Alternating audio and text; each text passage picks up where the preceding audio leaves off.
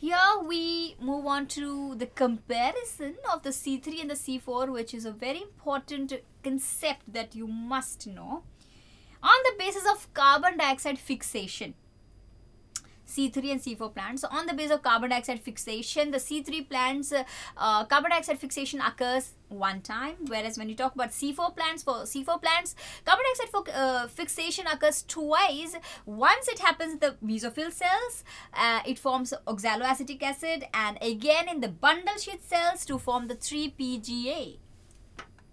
On the basis of the carbon dioxide acceptor, in C3 plants, RUBP is a carbon dioxide acceptor and it's weak. Whereas when we talk about C4 plants, in mesophyll cells, PEB, and in bundle sheath cells, RUBP is the carbon dioxide acceptor and PEB is a stronger carbon dioxide acceptor.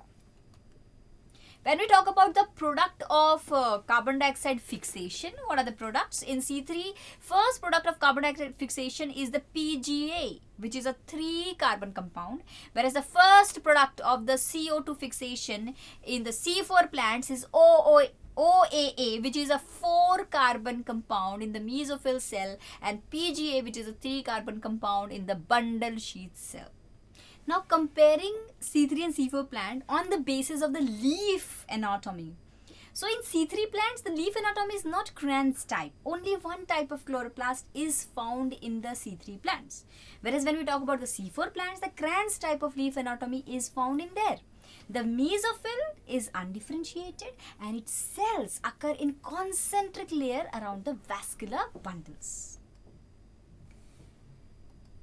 Now talking about the enzymes that are present in C3 and C4 plants, where when we talk about C3 plants, enzyme of Calvin cycle, they are found in all the green cells.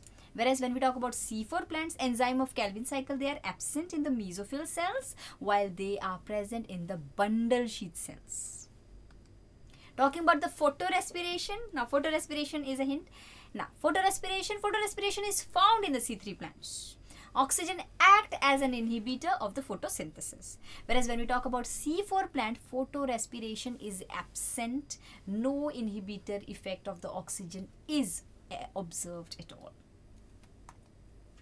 When we talk about the carbon dioxide compensation point is like from 50 to 100 parts per million. In case of C4 plants, the carbon dioxide compensation point is 10 parts per million or even less.